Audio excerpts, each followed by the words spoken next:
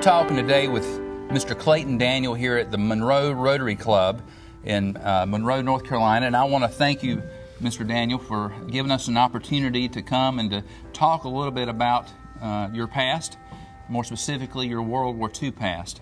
Pleasure. What year were you born? 1922. 1922. So you were 18 and 40. So you were about 20. How old were you when you entered? I was, let's see, 43. That would be 21. So you went in 43. Where were you living at the time? I was in school at Auburn University, which as it is now, it was then Alabama Polytechnic Institute. Mm-hmm. I presume you're not a Tennessee fan. Never have been. Well, tell us how you got into the war. I mean, from the time you got the letter to the time that you found yourself in the European theater. I didn't get a letter. I was in the advanced ROTC program at Auburn, and we had been in what was known as enlisted reserve for about a year. But then we were called up. There was no direct commissioning. We had to go to OCS. So we went there. About half the class went to Oklahoma to the artillery school, and the rest to Fort Belvoir, Virginia, the engineer school, where I went. Mm-hmm. After OCS, not everybody made it, but most did, and we were graduated and commissioned as second lieutenants. I had requested an airborne assignment, primarily because I didn't think I'd have to walk so much. Had you flown much at that point in your life? No, maybe a little in a Piper Cub, that was about it. Right. I didn't really know anything about the airborne, but I was about to learn. So did you do your air training there in Virginia? Is that where you did your airborne training? I'm coming to that in just a minute. I got you. I was sent to the 13th Airborne Division, which was at Camp McCall here in North Carolina. It's on the south side of Fort Bragg, out in the boondocks. Well, I went there, and then after a time I went to the parachute school at Fort Benning, Georgia. And in time I became a qualified jumper. Then back to Camp McCall. One day the word came down that the division was going on maneuvers, and the maneuver was going to begin with a night parachute drop. Well, I suppose that's what we were there for, but anyway, my company loaded up. We went down to Laurinburg-Maxton Air Base, which was a glider school and also where the troop carriers were, which is the reason we went there. We got there early in the afternoon, and we were assigned to company area near the runway. There were two 18-wheelers there full of parachutes, so we all drew up parachutes, went back, fitted them on, and as it began to get dark, we boarded the planes and took off. We flew around on what they called a tactical maneuver for some time. And then we started to run up to the drop zone. The drop zone was a rather large open area in the pine woods west of Highway number 1, near Hoffman, North Carolina.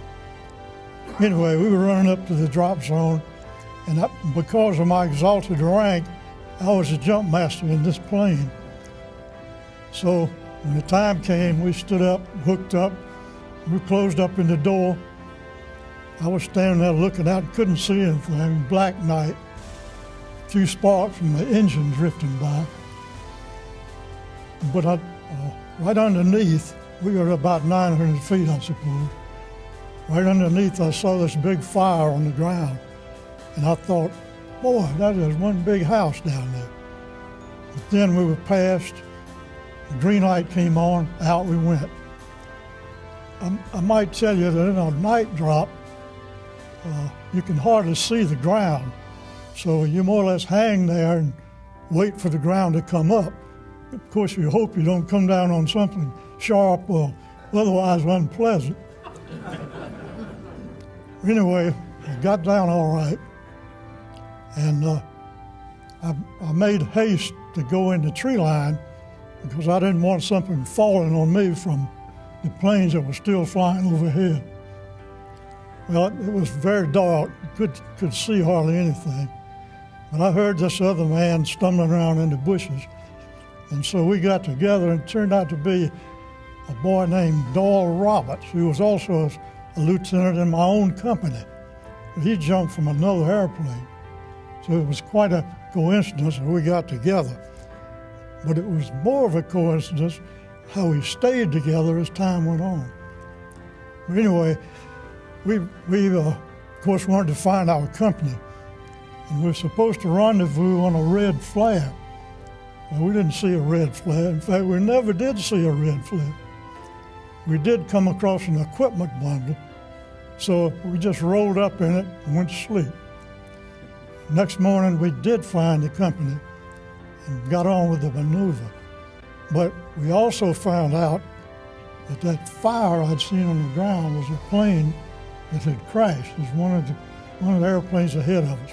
Killed everybody on it. So that was rather sobering. But after the maneuver, we went back to Camp McCall. One day we were out on the rifle range, and Doyle Roberts and myself got called to the company commander. And he said, "Pack up, you're going overseas." And we said, "Well." But of course, we had no choice. We were going as replacements. Doyle Roberts had a car, which was very fortunate. Not many people did in those days. And the transport people gave us enough gas to get to Fort Meade, which is just outside of Washington, D.C. So off we went. The Fort Meade was a processing center largely for replacements. And what you did there was get your shots up to date, make out your will. That was sobering too.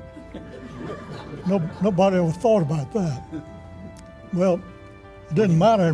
Were you married at the time? I was not. You were not married. A girlfriend back home? We don't talk about that. Okay. We'll save that for when the camera goes off, but go ahead. Some things are off limits. All right, we're at Fort Meade and processing and the wheel. Yes. And what they really did was divide all the replacements into groups, and they called them companies, of course, so they could be handled expeditiously. But the trip commander called me one day and said, "Daniel, you're going to be a company commander." And I thought, boy, here I am, a lowly lieutenant, and I'm a company commander. I may get promoted. And I said, "That's wonderful, sir. Where's my company?" He said, "In the stockade." and they were. I went down there, and there were maybe 60 AWLs, drunken disorderlies, the other Army riffraff. And they were not a happy group, I can tell you. Anyway, our next stop was going to be Camp Shanks, New York, which was the POE for the Port of New York.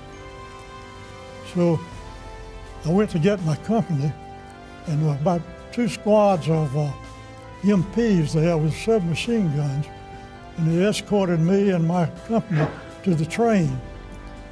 And of course, everybody got on board. The MPs each entered the car, still with guns, and we went to Camp Shanks. And we got there, and I deposited my company into the post stockade. And they were even more unhappy if that was possible, because most people had what you might call a going overseas furlough, but not these people. So they had many complaints. About all I could do for them was take cigarettes and listen to them. But they survived, but they were going whether they wanted to or not. The time came to move out of there, And the same thing happened. The MPs came, escorted me and my company on the train. We went to the port of New York. The train went right up on the dock, and about, maybe 75 yards away was the Queen Mary, the biggest thing I'd ever seen. It looked like a city block lying on its side. Well, of course, we all had to go aboard, and we put my company in their quarters. My orders were to release them when we got out at sea, but that was unnecessary because where were they going to go? Everybody in the ship was a prisoner. You couldn't go anywhere. And I might tell you, there were 15,000 troops on board. That doesn't count the crew. And believe me, that's crowded. How long was the trip over? About 5 days. Queen Mary is a very fast ship. And the reason, and for that reason, there was no escort except out of the harbor. We got near Ireland and picked up 2 destroyers as escort. Went up to Scotland, which was where the ship always put in, primarily to be out of range of German bombers. But anyway, we unloaded and got on another train, and my company was there, but it was rather loose. I had all their papers, but that was about it.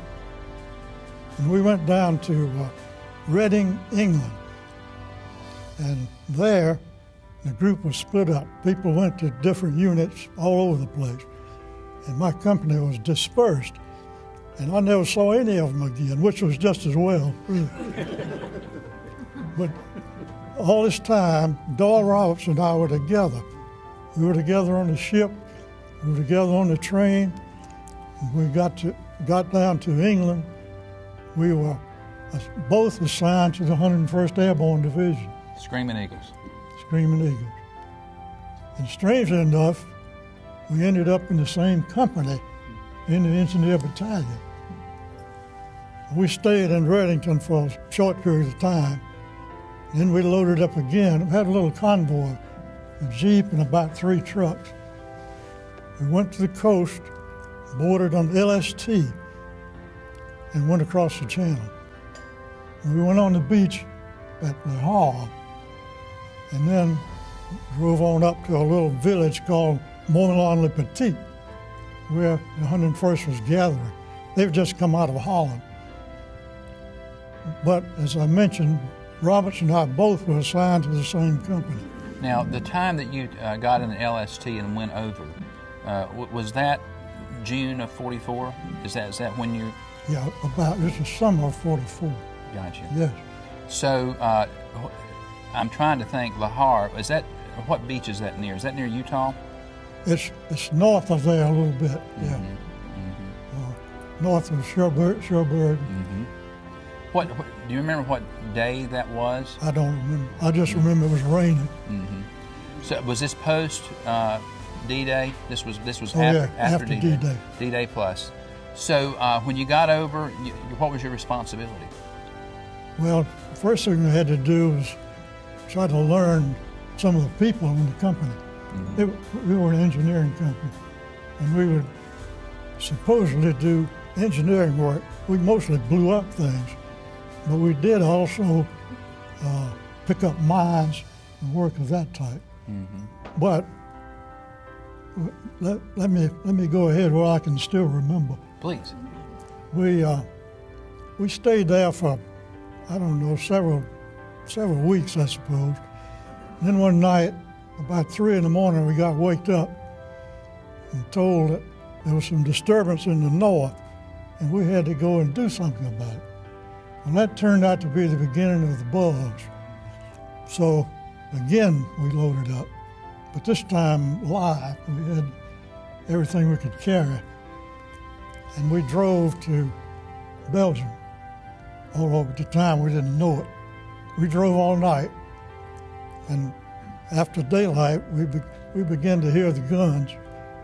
But we also saw a stream of refugees coming down the other side of the road. We were going one way, They were going the other.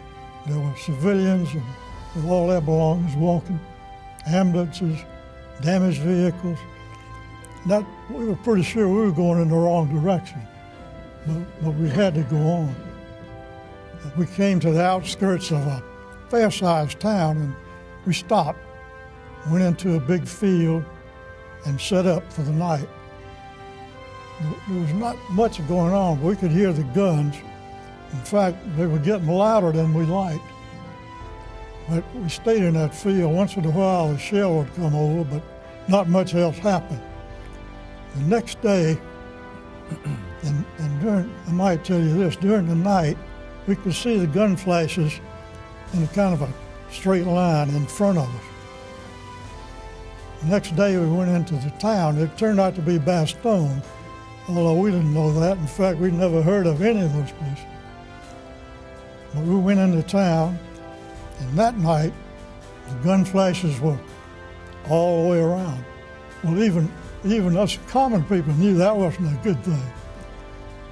But the rain tightened and the weather got worse.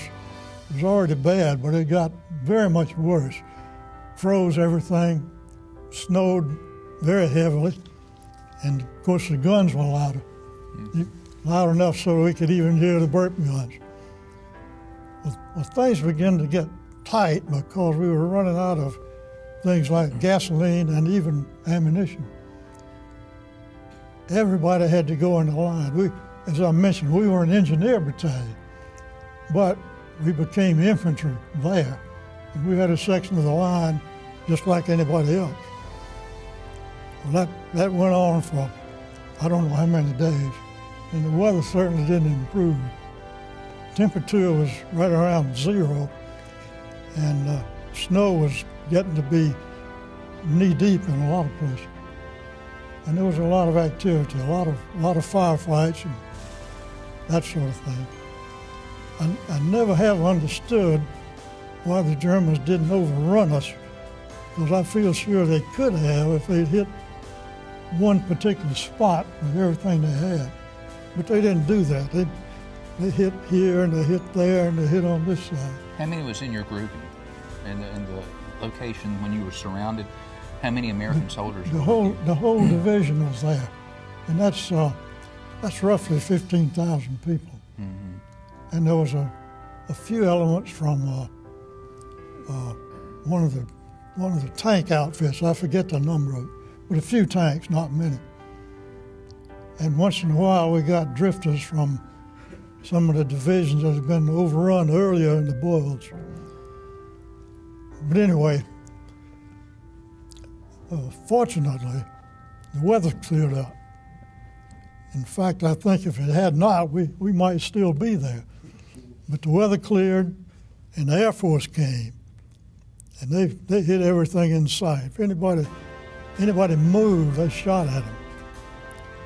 But the shelling didn't stop, and the town, when we went there, was in pretty good shape. It wasn't damaged much, but it was gradually crumbling away because of the artillery fire. But I think this was Christmas Eve, 1944, and the Luftwaffe decided to pay us a visit. But my platoon sergeant and I were in the town.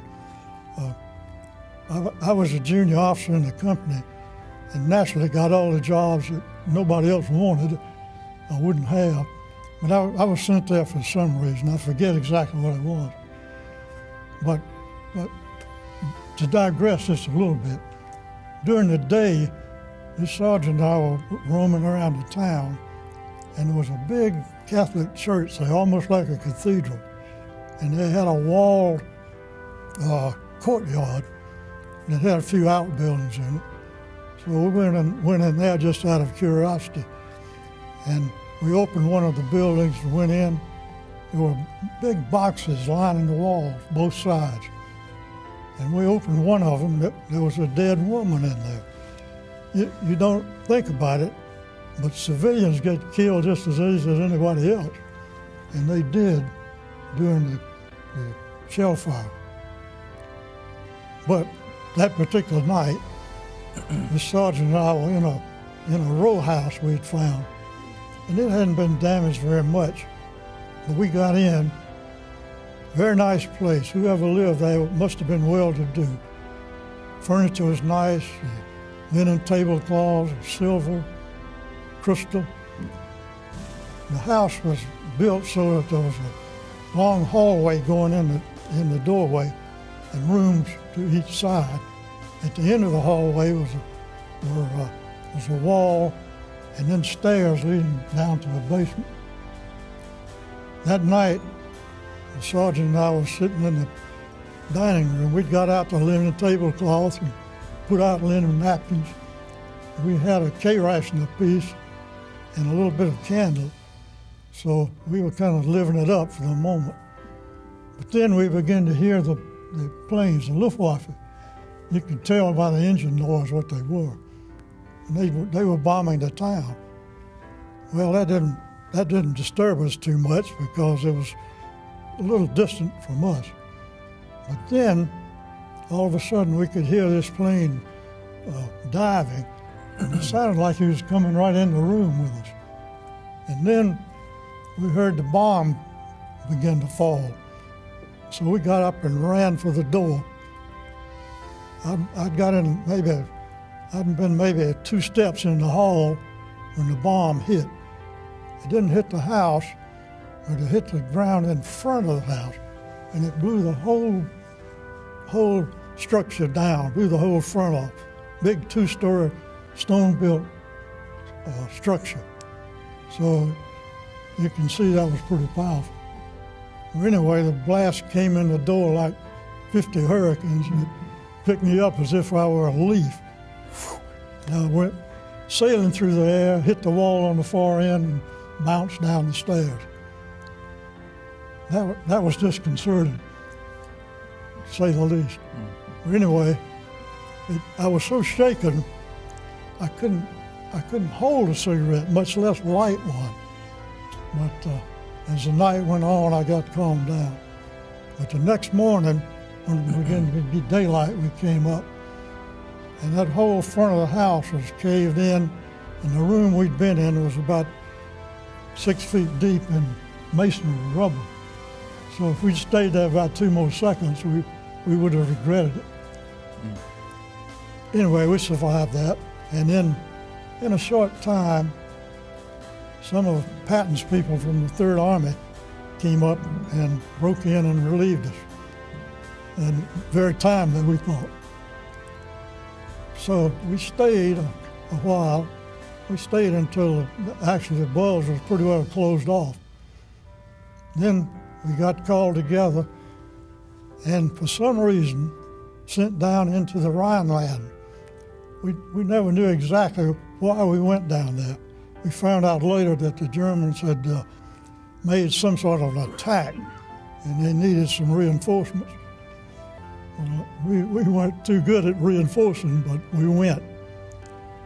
And we stayed there a while, did things like patrols, picking up mines, in general doing odd jobs. But one night, again, I was a junior officer. I got called in and told to go up to this infantry company, and they were going to make a crossing on a little river, and I was supposed to put in a footbridge. Well, we went there, and this company was dug in on a little hill, and the river was in the valley right below it. Not much of a river, but it was swift, and it was deep, and it was very cold. You certainly wouldn't want to fall in it. In fact, you didn't want to be anywhere near it. Was it still wintertime? Oh, yeah. This was in, I believe, February. 45. Still snow all over the place, very low temperature. The river, was, as I mentioned, was not very wide. So we had an inflatable boat, and it would almost span the thing. So we got it anchored, laid a little footbridge across it, duck bows really, and then waited for the infantry. They went across. The Germans were maybe 200 yards away. There was an open field and in the woods where the Germans were. The open field, of course, was snow-covered. And when the infantry came back, they'd stirred up a hornet's nest, a great amount of small arms fire. In fact, I remember there was an automatic weapon off to our right firing green traces at us. But we were in a little depression, so they couldn't really hit us, but it was enough to make you nervous. Anyway, I went back down and crossed the bridge to make sure everything was still working. And the Germans started dropping mortars on the whole position, on the infantry behind us, and they began to hit the field all around us. And then one hit too close, and I got hit several pieces of a mortar shell. So that pretty well put me out of business. But I did get up and go back. I had come up in a Jeep of my own. Got in that and went back to the battalion aid station. And they loaded me up into an ambulance. And Doyle Roberts was there to help put me in the ambulance. And that's the last time I saw him for 50 years. 50 years. Then the evacuation changed. From wherever we were, and I don't know exactly where this was, a field hospital, back to Paris. Then we loaded into C-47s, flew to England, to Oxford, where there was a general hospital. Stayed there about 6 weeks, I guess. So you're at the hospital in Oxford, England. How long were you in the hospital? Altogether, 14 months. And so you were in pretty bad shape. Well, it had to be a lot of repair work, yes. Right. Were you given the Purple Heart there at the hospital? Were you given one or two? Somewhere along the line, I don't remember where. Were you given one or two? One. You were given one. One's enough. I can I can believe that. Well, here's my question for you. At what point, when you found out you were going overseas, did you get scared? Were you scared? Not really. Don't forget, we were young people. Yeah. And we didn't worry too much about things like that. But I will say that I stood on the fantail of the Queen Mary and watched the Statue of Liberty sort of sink into the sea. And that was a sinking feeling also. Yeah. So when you were forced to be in the infantry section, I'm assuming that you were rifle in hand. Did you experience shooting yourself? Were you shooting the enemy? Everybody shot. What's it like to shoot at another human being? You don't give it much thought. You know, it's one of those you or them situations. Right. Right. That's what you came for. Now, age or no age, at that point, were you scared to death when you knew that you were being shot at? Yeah, always. Never got over that. I can imagine. I can only imagine. My other question is when you were in those situations, where did you sleep? I mean, when you were in the Bulge, did you sleep in a tank? Did you sleep in a tent? Slept on the ground in a hole. So you're telling me that in the dead of winter, in the winter of the Battle of the Bulge, you slept outside? Yes, and that is not pleasant, believe me. Is winter your favorite season? Not anymore. Let me inject a crudity here. Temperature is 0. Mm-hmm. You're outside. Oh, I know where you're going. The call of nature. Unpleasant. I can only imagine. As you look back on your experience, you said that you met Mr. What was his name? Roberts, Doyle Roberts. Doyle Roberts. You met him 50 years later? Mm-hmm. Where did you run into him at? The battalion had a reunion in Charlotte, and he lived in California, but he came, and we had our own reunion. Was that great? It was great, yeah. We became really good friends. Mm-hmm. If you had an opportunity to tell your children, your grandchildren, or 25 years from now, something about your experience in World War II, what would you want them to know? What would be the message that you wanted to give your family about your service in World War II? I guess maybe I would say be willing to serve. Not a matter of getting drafted. Mm-hmm. What's your opinion of our country? I think it's in the worst shape it's ever been. What is your opinion of those who are willing to serve now, who are going to Afghanistan, Iraq? I have great admiration, yes. Yeah. Couldn't help it. Yeah. Would you say that you're proud to be a Screaming Eagle? Always was. From the time I got into it, yes. Yeah. And I am now. Yeah. Where were you the day that, number one, the day that Hitler, Nazi Germany fell? Where were you? Were you in the hospital, I guess? Yeah. What was that like? I'm sure it was went through the hospital pretty quickly. What was that like to know that he had been defeated? Oh, exhilaration. There were two things, I think. By that time, I was in a hospital in Rome, Georgia, where the Army had an orthopedic hospital. It was a dry county, but we had enterprising people that would go to Atlanta and bring back suitcases full of the prohibitive substance. That you could swallow, I presume. So the hospital became a gay place for a while. In a 1940 sense. Where were you the day that the bomb was dropped on Japan? I think I was out of the Army by then. Mm-hmm. And I don't remember exactly where I was, but I know I was in an automobile and heard it on the radio. Mm-hmm. Well, I want to tell you, number one, it's really neat to talk to a Rotarian who's been a member of a club since 1954. 54. That's amazing, and I think it's great that you have made service above self part of your personal motto. And I want to tell you how much I appreciate your service. I think it's really neat for me to have the opportunity to talk to someone in the 101st. Anybody that's seen Band of Brothers has an affinity for the 101st. Yeah, I suppose. I hope so. Oh, we do. I promise you my son will really look forward to watching this because he is a big fan of Easy Company and the 101st Airborne. But I want to tell you how much we appreciate your service to our country, about your willingness to go over to Europe, fight for freedom. And I believe that it's people just like you who made our country what it has been over the last 50 years. The room's full of them. And all those that have served our military. I agree with you 100%. But I appreciate your service, and I want to thank you for this opportunity. Thank you, Colin. Thank you so much. Thank you.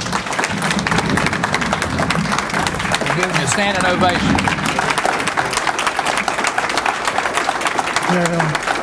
I want you to hang. So, how many jumps did you make?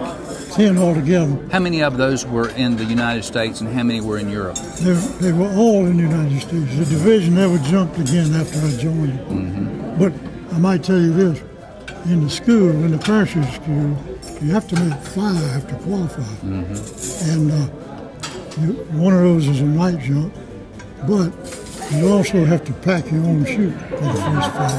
Mm-hmm. Now, when you were injured, you hit the ground. Did you lay on the ground? Did you have to be gurneyed off? No, as I said, there was a lot of small arms fire going on. Mm-hmm. So I stayed close to the ground as I could. Mm-hmm. But I got up and walked back across the bridge. Okay. And back to where my Jeep was. Mm-hmm. But after that, I threw it right out of gas. Mm-hmm. What's it like? Did you lose any friends, personal friends, while you're over there? Not personal friends, but people I knew. Mm-hmm. What's it like? Actually, we didn't lose a lot of people out of my company, but some. I might tell you this. In one of my odd jobs I had to do, one of them was picking up the dead. And in the morning, I had a weapons carry, and I'd go around and pick up whoever might be dead. They weren't there all the time, but they're all frozen stiff. How do you deal with that? You don't think much about it. It's just another part of whatever you're doing. Mm-hmm. Again, you have to be young. Yeah. It was not an old man's room. Mm-hmm. I don't think there's anybody in my company that was out of his 20s. Mm-hmm. How do you feel about Germans today? It's 60 some odd years after the war. Well, I've mellowed. I can, let's say, tolerate. But I never was happy around it. I have been back to Germany. In fact, I went back to Bastogne one time. Ghost. Was that an incredible experience to go back? It was. My family was there. Hard to describe that feeling. To take your family to the place where you suffered so much, I can only imagine. I was always looking over my shoulder, hoping that nobody was going to shoot at me. Yeah. Now, you have children. Yeah, I got 2 daughters and 4 grandchildren. And this last Monday, I got 4 great-grandchildren. Wow. So you have got a legacy ahead of you. Well, that is phenomenal. Did you see Band of Brothers? I did. What would you agree with Stephen Ambrose's perception of the 101st Airborne? Most of it, yeah. Yeah, I thought it was pretty realistic. I don't know whether you remember or not, one of the last parts of that series was a place called Haguenau, and they were making a river crossing too. Well, that's where I got hit. Is that? I can't tell you how wonderful it is for me to stand in the presence of heroes. Yeah, good. And I'll see if I can find you one. Well, I think I found one. And your service in World War II, your Purple Heart alone, demonstrates to me that you were willing to give all. Well, as Charles said, I didn't ask for it, it was thrust on me. And you answered the call. Well, I had to. Had to. Thanks so much. All right, Kyle. Great to see you. Great to see you. You sure do a great job. I appreciate it.